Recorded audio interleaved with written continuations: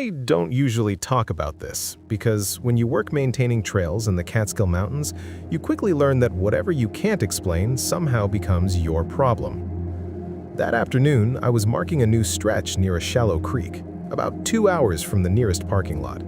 It wasn't a tourist area. Hardly anyone went that deep, and that was exactly what I liked about the job. The first sign was the smell. It wasn't the usual damp forest scent or the rot of a dead animal.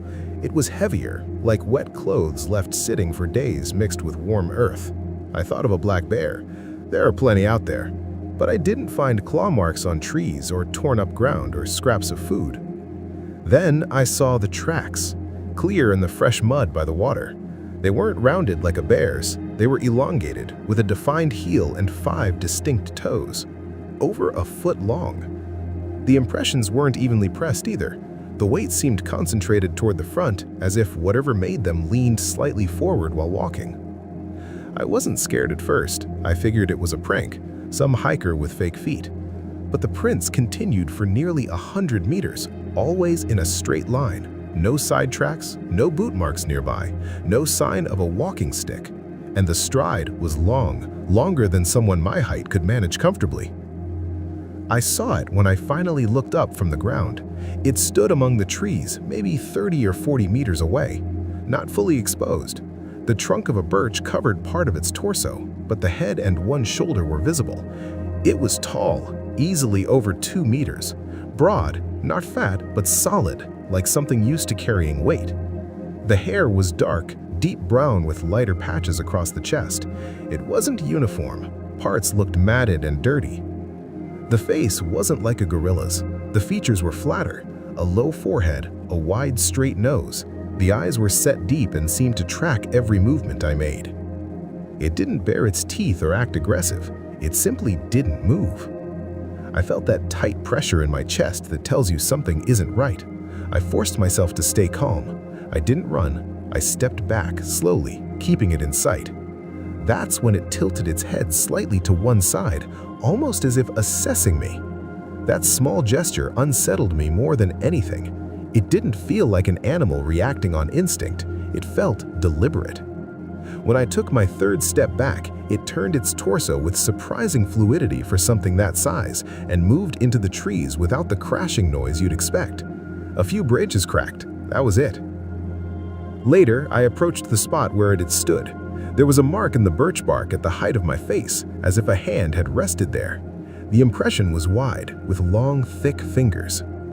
I filed the report. I labeled it Possible Unidentified Wildlife Sighting. My supervisor read it in silence and said it was probably a bear standing on 2 legs. I didn't argue. It wasn't worth it. I've avoided that area ever since, not because I think it would attack me. What unsettled me was the feeling that it allowed me to see me, as if I had stepped into its territory and it simply decided whether I was a threat. I never found tracks like that again, but whenever the forest goes too quiet, I remember that afternoon in the Catskills and the way those eyes studied me before disappearing.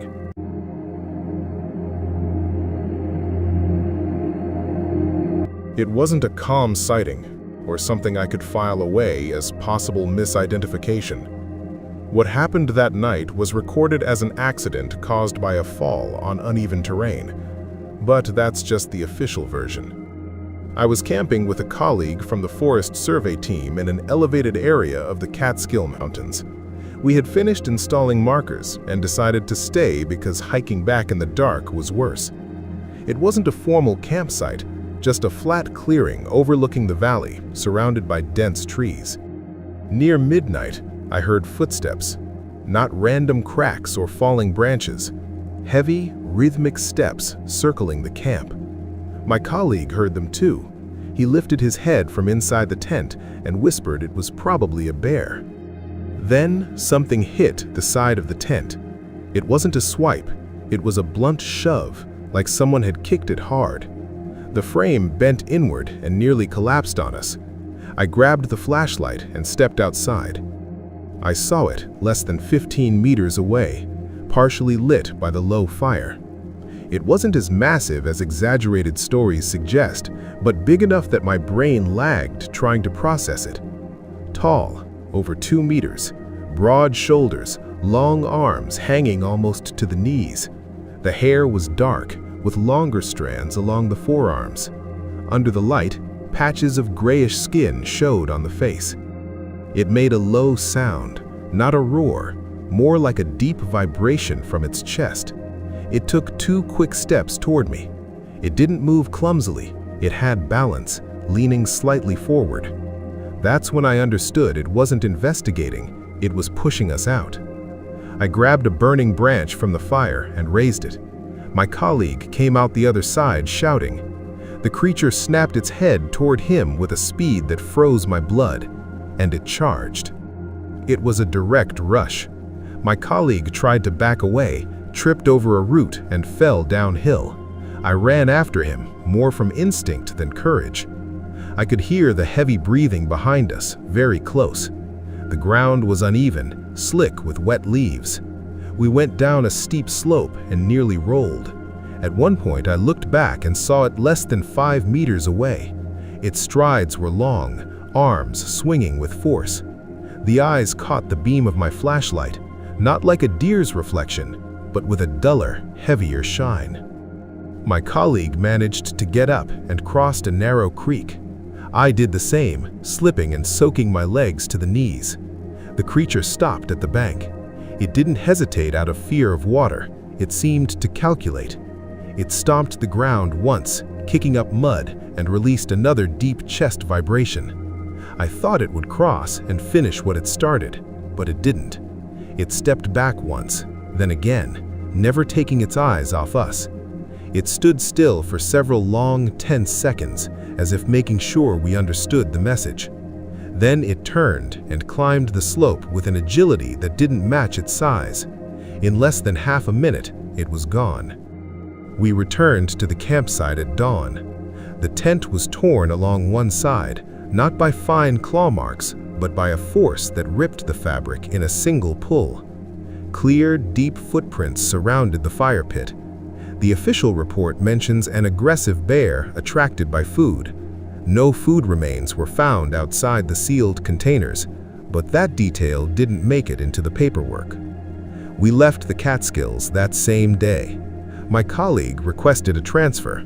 I stayed on the job, but I never camped on that elevated clearing again. I don't think it wanted to kill us. I think it wanted us gone.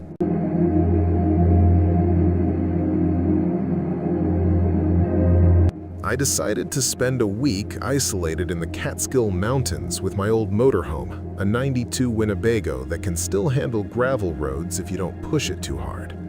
I parked in a wide clearing, far from the main routes, with a dense tree line in the distance. I just wanted silence. The first night was normal. The second started strange. Around 2 in the morning, the vehicle swayed slightly. I thought it was wind, even though I couldn't hear leaves moving. Then it shifted again, stronger this time, like someone had leaned their weight against one side. I stayed still in bed. The metal frame creaked. I heard slow footsteps circling the motorhome. They weren't light steps. Each one made the ground beneath the wheels subtly tremble. I peeked through the small side window, barely moving the curtain. At first, I saw nothing but darkness and faint moonlight. Then a silhouette crossed in front of the windshield. It was tall, clearly taller than the cab roof. It moved upright, shoulders slightly hunched forward. The hair looked dark but not fully black. Under the bluish nightlight, it showed brown tones. It didn't move like a bear standing on 2 legs. The balance was different, steadier. It stopped in front of the vehicle. From my angle, I could see part of its torso and head. The face was partially lit by the moon. There was no pronounced snout. The features were flatter, with a strong jaw and a wide nose. The hair on its head looked shorter than on the rest of its body. It struck the side with an open palm. Not a swipe, a blunt, solid hit. The body of the motorhome vibrated, and a glass fell inside. Then it pressed something against the wall, maybe its shoulder. I felt the suspension tilt slightly under the weight. I started the engine without turning on the lights. The sound shattered the forest silence. The creature stepped back once but didn't run. It walked toward the front and stood directly in front of the windshield. That's when I saw it fully. Over 2 meters tall, long arms, large hands with thick fingers. It didn't look starved or exaggeratedly muscular. It was solid, built for the environment. Its eyes briefly reflected the dashboard light, not with a sharp animal glare, but with a duller glint. It stared straight at me. There was no overt aggression, but no innocent curiosity either. It felt like a clear warning. This space wasn't mine. I pressed the accelerator. The motorhome lurched forward over the uneven dirt. The figure moved aside in 2 quick steps, surprisingly agile for its size. It didn't stumble or lose balance. I drove without headlights until I reached the main road. Only then did I breathe normally. I didn't sleep the rest of the night. At dawn, I went back, stubborn enough to want proof. Where I had parked, there were deep impressions in the damp soil, large footprints clearly pressed into the ground. One stood near the side door, well-defined, with arch and toes visible. I also noticed something else, a long mark along the paint on the side, not a thin scratch, but a dragged pressure line, as if a hand had moved across it with controlled force. I didn't call anyone. I didn't file a report. What would I say? That something told me to leave without speaking a word? I sold the motorhome months later. I realized something simple. There are places in the Catskills not meant for someone to spend the night surrounded by metal and light. Whatever it was didn't try to flip the vehicle or smash the windows. It could have if it had wanted to. It only needed to push it hard enough for me to understand.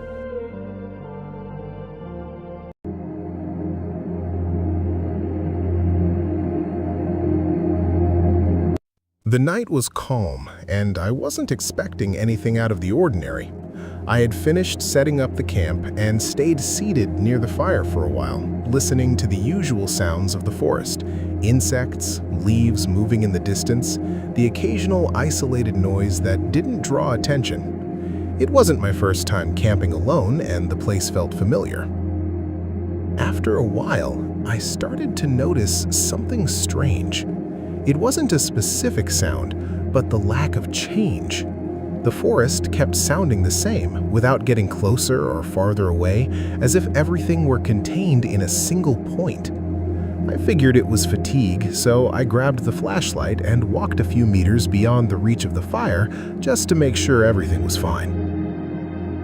At first, I didn't see anything. I lit up the ground, the nearby trunks, the space between the trees. Everything looked normal. But as I moved forward, the feeling of unease grew. It was as if the distance ahead of me wasn't shortening. I walked, but the forest seemed to stay the same. When I raised the flashlight a little higher, I saw it. It was too close. There was no way something that large could be there without me having heard it before. It was tall, its body covered in dark, messy hair. It didn't have an exaggerated shape or anything that looked unreal. It seemed heavy, solid, like a large animal standing on 2 legs. Its arms hung long at its sides, and its chest rose and fell slowly. It didn't make a sound. It didn't move. Its eyes were fixed on me. They didn't blink. They didn't show anger or clear curiosity, just attention. In that moment, I understood that the distance between us was minimal, far too short to react if it decided to move closer. I took a step back. It didn't advance, but it leaned its body slightly forward. It was a small movement, but enough to make the air feel heavy. The smell hit all at once, strong like damp earth and something old like wet wood after rain. The flashlight trembled in my hand. I thought about running, but I didn't. Something in my head told me that moving fast was a bad idea. I stayed still, breathing slowly, without lowering the light. Several long seconds passed. Finally, it moved, but not toward me. It took half a step to the side without breaking eye contact. It didn't leave, it only marked a boundary. I backed away slowly until I lost sight of it among the trees. I returned to the camp without running, without looking back. I didn't sleep that night.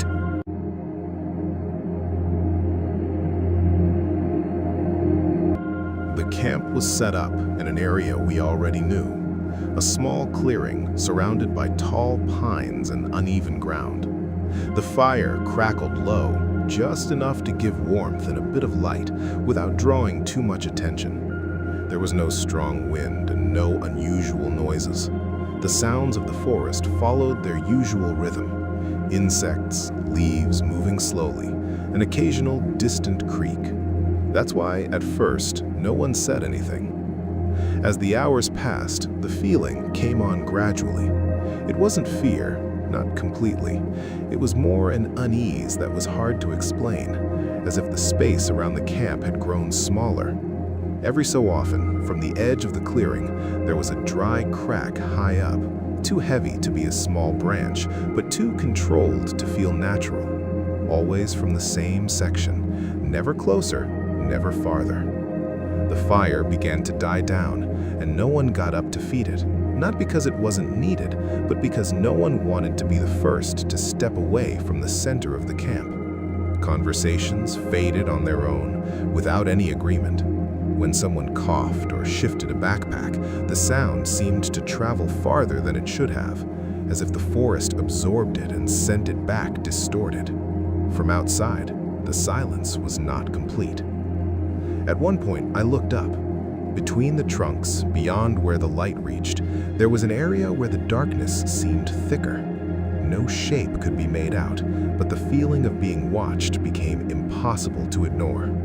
There were no footsteps, no sound of breathing, just that uncomfortable certainty that something was there. The high branches creaked again, as if whatever it was had slightly changed position without leaving the spot. No one turned on a flashlight. We all stayed still, listening, waiting for the sound to repeat or disappear. It did neither. The night stretched longer than it should have. The fire eventually turned to embers, and still no one moved. When exhaustion finally overcame the tension, the silence was still there, intact. There was no closure, no relief, no confirmation that whatever it was had gone. At dawn, the clearing looked the same. There were no obvious tracks, no broken branches near the tents.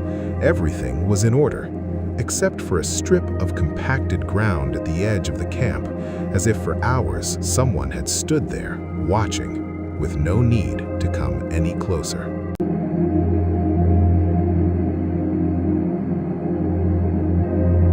I was on duty that morning, shortly after sunrise. The light was still soft, and the forest was slowly waking up. That time of day is usually quiet, no visitors and good visibility, so I took the opportunity to check a secondary trail that's rarely used. I was walking without hurry, paying more attention to the ground than to anything else. When I reached a more open area near a slope, I noticed movement on the other side of the stream. It wasn't sudden. I saw something large moving between the trees, partially covered by vegetation. I stopped out of reflex and stood there watching. It wasn't close. There was enough distance to observe without feeling any danger. The figure was tall and wide, walking upright, with slow, steady steps. It didn't move like a bear or like a person. It wasn't looking around nervously. It moved as if it knew the area, following a clear route between the trees. The sun hadn't fully reached that part of the forest yet, so the details weren't perfect. Even so, it was clear that the body was covered in dark hair and that the arms hung long at its sides. Each step made the ground shift slightly, but it didn't break branches or make unnecessary noise. I leaned against a tree and watched for several seconds. I didn't take out the radio or try to get closer. I didn't feel like it was a situation that required intervention. There was no tension. It felt more like witnessing something that isn't usually seen. At one point, the figure stopped. It turned its body slightly, as if it had noticed something, but it didn't look at me directly. Then it kept moving and disappeared among the trees without hurrying. I continued my patrol, but with a different awareness. The forest seemed the same, though not entirely. I didn't report anything that day, not because I doubted what I saw, but because there was no simple way to explain it in a report.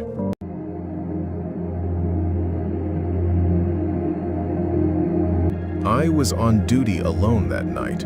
That wasn't unusual. The area was closed to the public, and the patrol was short, just checking that there were no campfires still burning and no vehicles where they shouldn't be. The forest was calm, like it almost always is. I was walking without hurry, flashlight held low, thinking more about finishing my shift than anything else. I heard a noise behind me. I thought it was an animal, something normal. I turned around without rushing, and that's when I saw it come out from between the trees. It didn't run, it didn't hide, it simply appeared. It was enormous, much bigger than any person I had ever seen. Its body was covered in dark, dirty hair, and it moved with a weight you could feel through the ground. I didn't have time to react. In 2 steps, it was already on me. It shoved me hard, and I fell on my back. The impact knocked the air out of me. Before I could get up, I felt the weight on my chest. An arm grabbed my uniform and lifted me off the ground like I weighed nothing. It didn't scream, but it made a low, deep sound that I felt more in my body than in my ears. It threw me against a tree. I felt something break in my shoulder. The flashlight went flying, and everything went dark. I tried to cover my face, but another blow left me dizzy. I thought that was the end. There was no way to defend myself. And then something strange happened. From deeper in the forest, a different sound was heard. It wasn't a human scream or a common animal. It was loud, long, like a call. The one holding me stopped moving. It turned its head toward the sound and answered with a similar noise, shorter. It let me go. I dropped to the ground and it stepped back. It never stopped looking at me, but its attention was no longer on me. The other sound was heard again, closer. I didn't see the second one, but I felt its presence. The air changed. The one that had attacked me took a few steps backwards, still watching me, and then disappeared into the trees. The forest went silent again. They found me later, lying near the trail, unconscious. They said it was an animal attack, but no one could explain the marks or the force of the blows. I know exactly what it was.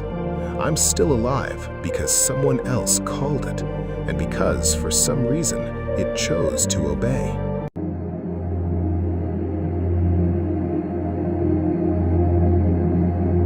That day, I was doing a long patrol, the kind that's rarely done because no one ever passes through there. It was mid-afternoon, with good light, and the forest was calm. Nothing out of the ordinary. Near a rocky area, I saw something large leaning against a fallen tree. At first, I thought it was a bear resting, but as I got a little closer, I realized it didn't fit. It was a Bigfoot. It wasn't standing or alert like in other reports. It was sitting, hunched over, breathing with difficulty. It didn't seem aggressive. In fact, it looked tired. The body was large and heavy, with dark hair mixed with lighter, worn patches, as if over the years it had thinned out. There were bald spots in some areas, especially on the arms and chest. Its movements were slow, clumsy. Every breath was noticeable. I kept my distance. I didn't take out the radio or try to get any closer. I didn't feel danger. I felt something else, something hard to explain. Like I was watching an old animal that no longer had the strength to flee. At one point, it tried to get up, bracing one hand on the ground. It couldn't. It stayed still for a few seconds and then lay down on its side. The breathing became slower. I didn't move. I didn't know what to do. There were no loud sounds or reactions. It simply stopped moving. I left when it started to get dark. I didn't want to stay there any longer. I reported that I had seen a large animal, lifeless, without giving too many details. That night, I barely slept. The next morning, I went back with the idea of marking the spot. When I arrived, the body was gone. The ground was disturbed, not like a struggle, but as if something heavy had been dragged. There were deep marks in the soil, moved branches, displaced rocks. There was no blood or remains, nothing. It didn't look like the work of people or common animals. The direction of the marks led toward the densest part of the forest, where there are no trails. Nothing more was ever said about it. No one asked me anything.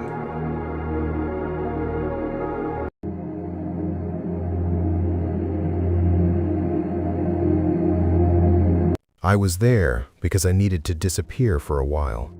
I had quit my job, cut contact with almost everyone, and didn't want to go back home. I wasn't searching for peace or answers. I just wanted a place where no one would ask me anything. I chose a mountainous, rarely visited area, far from tourists and rangers. I brought basic supplies, simple tools, and planned to build a temporary shelter. I intended to stay for weeks, maybe months, until my head settled. The first days were normal, cold, uncomfortable, but manageable. I improved the shelter, collected water from a nearby stream, and got used to the constant morning fog. What bothered me was the silence. I didn't hear large animals at all, which felt wrong, but I ignored it. Things changed when I tried to expand the shelter using a natural fissure in the rock a few meters uphill. It wasn't a proper cave, just a deep crack in the mountain. While moving stones inside, I felt vibrations under my feet, heavy, slow footsteps. I assumed it was a rock slide or a large animal and stepped outside. That's when I saw it. It stood between the trees, completely still, as if it had been watching me. Its color was a dull gray, with lighter, almost white patches like old fur. It was tall, but its body was wrong, elongated, with arms too long and a twisted posture. I froze. It moved first, advancing down the slope without hurry, as if it knew every step. When it reached me, it grabbed my arm and shoulder. It wasn't violent, just impossibly strong. I couldn't pull free. It dragged me into the fissure and deeper, into a cave I didn't know existed. Inside, the passage narrowed and became wet and low. I fell several times, scraping my hands and face. It didn't react. Eventually, it released me in a chamber with a low ceiling and damp ground littered with bones, hair, and remains I didn't want to identify. Then it left. For days, I was sure I would die. I had no tools, no food, no sense of direction. I screamed until my voice was gone. Sometimes I heard its footsteps returning from deeper inside. It never guarded me constantly, but it always knew when I moved. Every attempt to leave ended the same way. It appeared, blocking the passage. It didn't need to attack. Its presence was enough. I survived on insects, small animals caught in cracks, and water seeping through the walls. Sometimes pieces of meat appeared near where I slept. They weren't fresh, but hunger removes hesitation. Time blurred. Months passed, maybe more than a year. I grew thin and weak. Once, in desperation, I threw a stone at it. It didn't react, just watched me longer than usual. After that, no food appeared for days. The rescue wasn't something I caused. One day, I heard human voices, metal striking rock, flashlights sweeping the walls. When they found me, some froze at the sight of me. As they carried me out, wrapped in a blanket, I saw it again among the fog and trees. It didn't approach, it just watched. It never appeared again, but even now, when I close my eyes, I remember its silhouette, and I don't know what it wanted from me. I never will.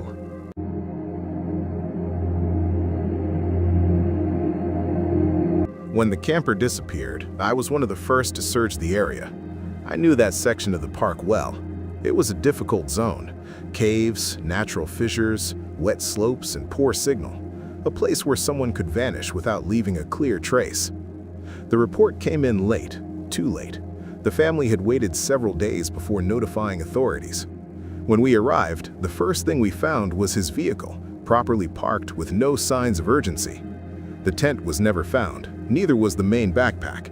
Only a few confusing marks near a stream, nothing that pointed in a clear direction. For weeks, we conducted regular searches.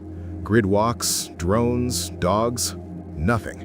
No remains, no clothing, no clear footprints. The only strange thing was the absence of large animals in the area. For an active forest, it was too quiet. I noted it in my report, although I knew it wouldn't matter much. The case was closed like so many others. Disappearance without resolution. Over time, people stopped asking. The forest remained. Years later, a strong storm caused a partial landslide on a slope we already knew. A group of amateur spelunkers requested permission to inspect a newly exposed cave. I accompanied them as protocol. I wasn't expecting anything unusual. The cave was deeper than it appeared from the outside. The air was dense, and the ground was covered in old layers of soil, small bones, and organic remains. About 30 meters in, one of them shouted that he had found something. It was a human body. It wasn't complete, it was dry, shriveled, partially covered by sediment, but there was no doubt. Faded clothing, worn boots, remnants of gear that matched the description of the missing camper. What was strange wasn't that he died there, it was the exact place where he was found. He didn't seem to have arrived there alone. The body was positioned against the wall, not randomly discarded. Nearby were the remains of old fire pits, extinguished long ago. Not recent, but not prehistoric either.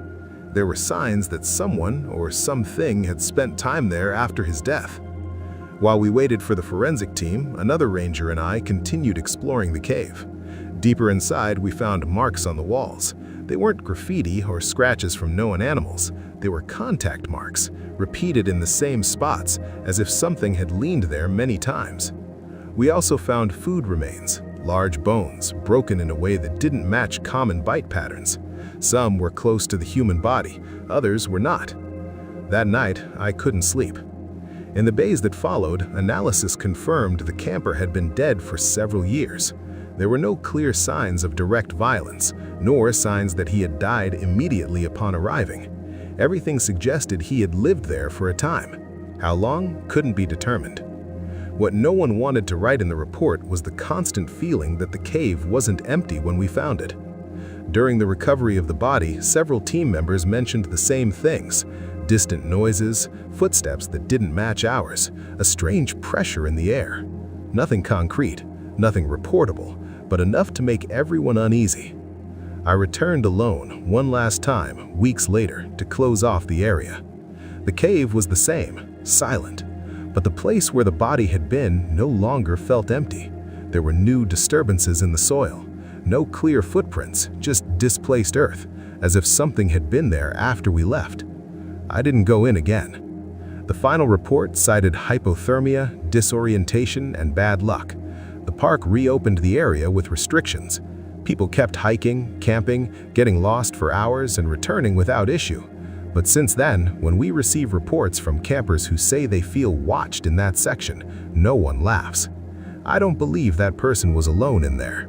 I don't believe he died immediately, and I don't believe that whatever shared that space with him for so long left when we removed him. I only believe it learned how to stay out of sight.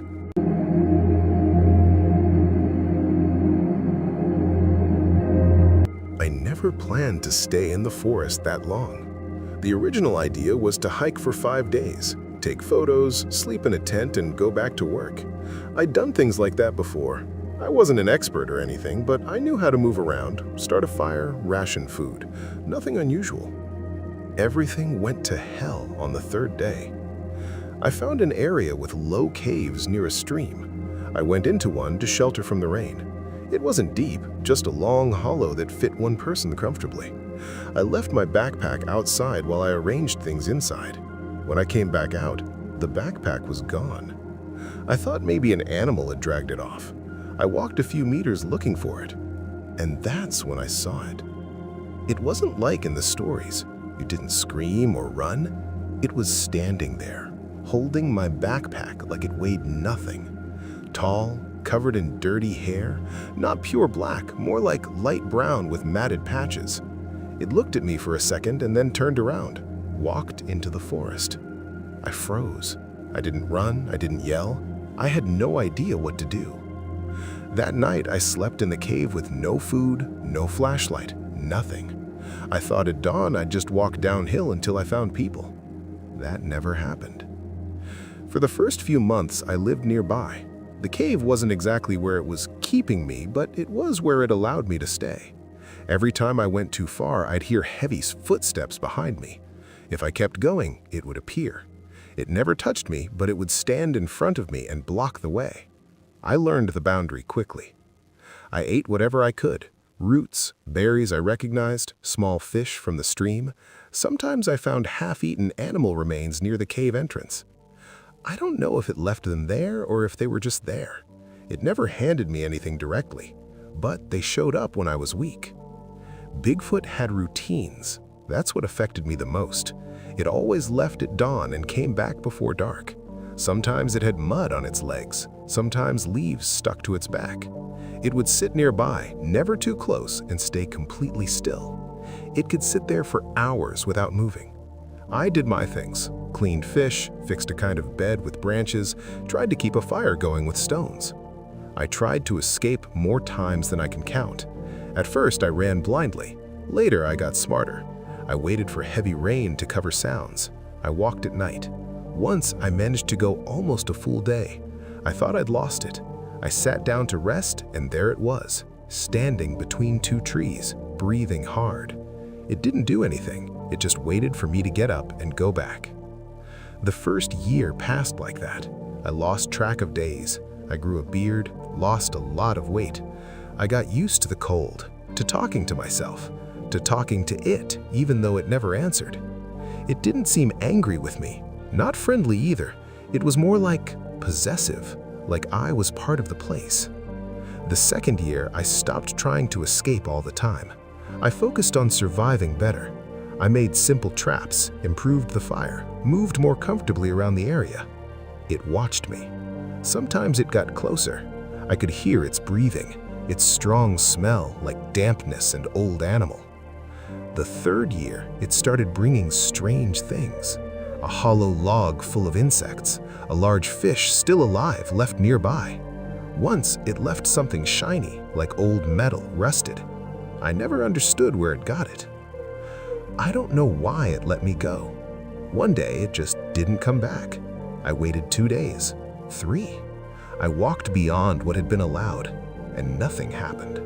I kept going. I walked until I found a forest road. A guy in a truck found me. He said I looked like a corpse. I was never the same again.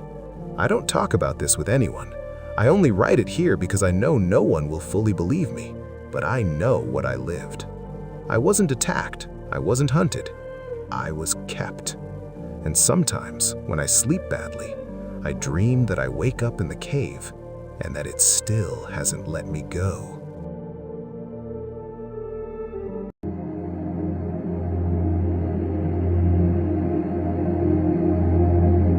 I was assigned the investigation in late summer when a 27-year-old camper failed to return from a 3-day trip in a remote area of southwestern Colorado near the border with New Mexico.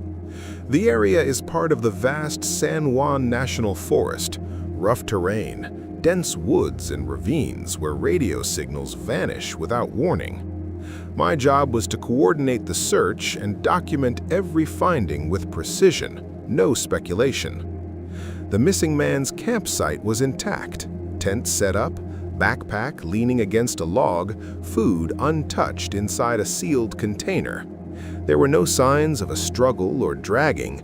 The only unusual detail was the way the soil was disturbed around the site, as if someone had walked in circles near the extinguished fire pit.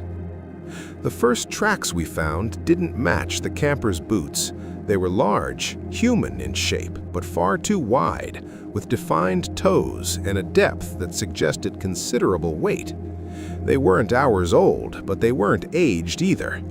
We followed them uphill for nearly half a kilometer. My team assumed they could belong to a bear whose prints had been distorted by erosion. I wasn't convinced. As we moved forward, one of the volunteers called my attention to another set of tracks. These were different. They resembled those of a large dog, but the proportions were off. The central pad was more elongated, and the toes appeared longer and more separated. What unsettled me was the pattern. They didn't follow the typical layout of a quadruped. In some stretches, the prints appeared almost in a straight line, as if something upright were leaving canine-shaped impressions. We never saw that other creature, but its trail ran parallel to the large human-like tracks.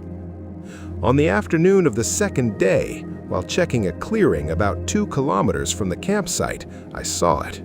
It stood at the edge of the forest, partially obscured by shadow.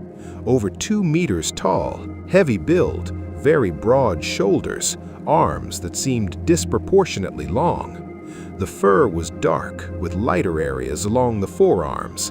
It didn't have the hunched posture often shown in sensational documentaries. It stood upright and steady. It didn't seem to be watching me. It slowly turned its head from side to side, as if tracking something. It would walk a few steps, stop, lean slightly toward the ground, then lift its gaze toward the thicker part of the woods. Its movements were deliberate, focused. There was no visible aggression, no curiosity about our presence either. It was as if it were following a specific trail. It would hold still for several seconds, then resume moving with long, quiet strides. I had the distinct feeling we were witnessing something that wasn't meant for us. I radioed in quietly and instructed the team not to approach the clearing. The last thing I wanted was to trigger an unpredictable reaction. The figure crossed the open space and entered the opposite tree line, vanishing among the trunks with nothing more than the faint crack of dry branches. When we inspected the clearing minutes later, we found both types of tracks, the large human-shaped prints and the canine-like ones with the strange pattern. Both led towards steeper terrain filled with rocks and deep crevices. Beyond that point, tracking became impossible. We never found the camper. The official report concluded disorientation and accidental fall in mountainous terrain. The unusual tracks were logged as unidentified animal markings.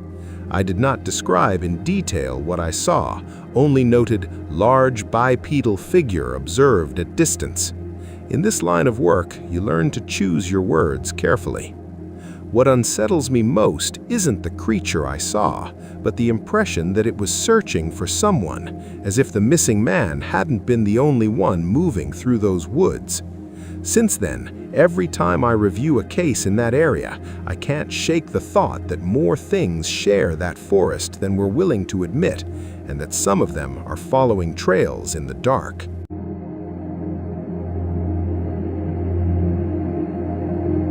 I've worked as a park ranger in western Colorado for more than a decade, and I've seen just about everything, from lost hikers to poachers who think no one is watching. What happened that fall was different, and it ended up changing the way we handled night patrols in the mountainous area near San Isabel National Forest. The initial order was simple: check reports of abandoned campsites and campfires lit in restricted areas. Nothing unusual. My partner and I drove up a gravel road that wound between tall pines and ground thick with damp needles. The air smelled like resin and cold earth. It was close to 10 at night when we found the first sign that something wasn't right. There were footprints along the edge of the trail. They weren't bear tracks. I've seen hundreds of those and can recognize them even when mud distorts the shape.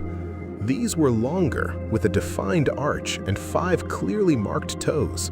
They measured over 30 centimeters.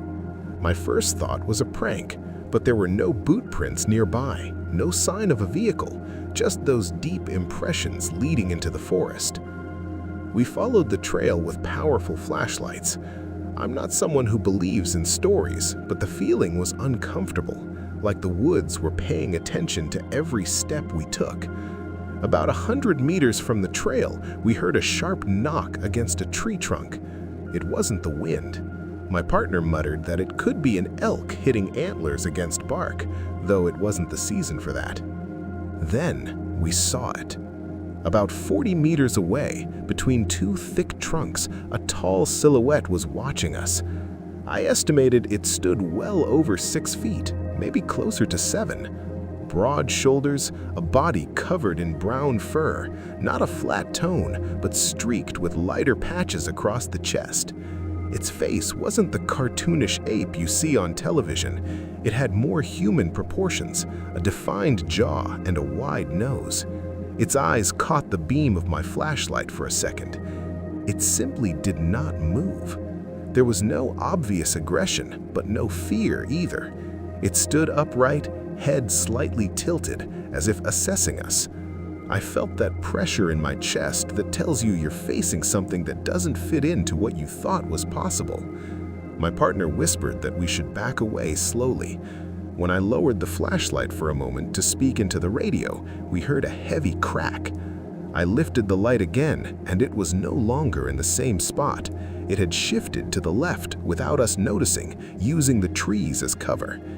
It didn't run. It walked with long, steady strides, almost silent for its size, and within seconds it disappeared into the darkness. The last thing we saw was its broad back and the controlled swing of its arms. We returned to the truck without saying much. The next day, we filed the report with as much detail as possible. The official response was cautious. No creature was mentioned in the final document, only unidentified activity and a recommendation that patrols be conducted in pairs with altered routes and less predictable schedules. Weeks later, 2 other teams reported tree knocks and tall silhouettes in the same area. Not everyone admitted it openly, but the tension was noticeable. Additional trail cameras were installed and certain sectors were restricted under the pretext of environmental conservation. I never saw it again, but every time I patrol that stretch of forest, I feel like something is watching from the tree line. I don't believe it was a misidentified bear. I don't believe it was a prank. What I saw that night had intelligence in its eyes and a level of confidence that didn't belong to any ordinary animal. And even though the incident was never made public, it changed our routine for good.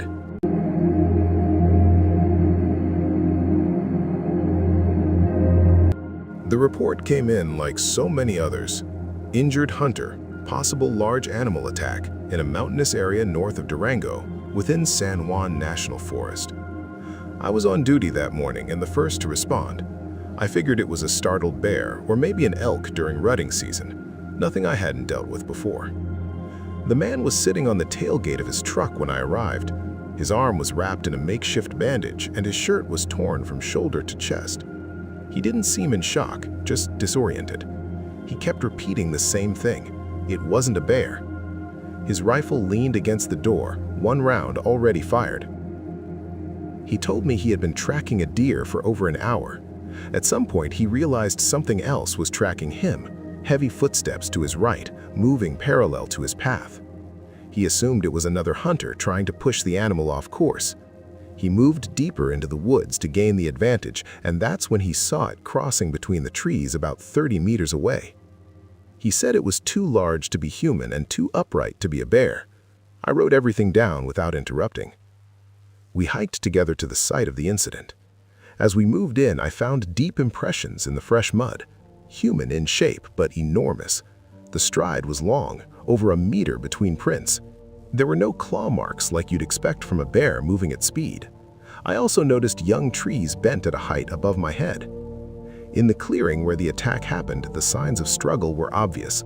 Disturbed soil, broken branches, and a dark stain that had already begun to dry. The hunter pointed to the exact spot where the creature stepped out from between the pines. According to him, it stood at least 7 feet tall. Broad shoulders, thick chest, long, muscular arms covered in dark brown hair with lighter patches across the back. The face wasn't flat like a common primate. It had defined features, a strong jaw, and an expression he described as intelligent.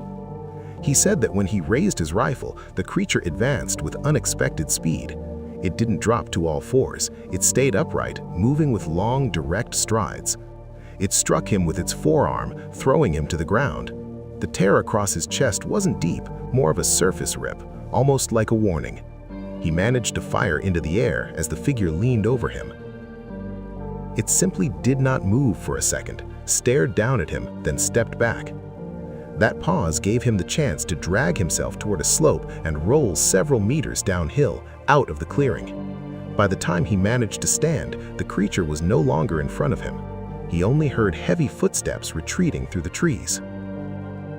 As I examined the area, I felt that familiar, unwelcome sensation of being watched. I didn't see anything directly, but along the tree line, at a distance, I thought I caught movement. Nothing conclusive, nothing I could photograph or submit as solid proof. The official report categorized the case as an unconfirmed wildlife encounter. Recommendations were issued to exercise caution and avoid solo patrols in that section of forest. The hunter survived with minor injuries and a story many dismissed as exaggerated. I didn't. I've seen bear attacks. I know what those wounds look like. This was different. There was force, yes, but no clear intent to kill. It felt as though the creature had decided how far to go and chosen not to cross a certain line.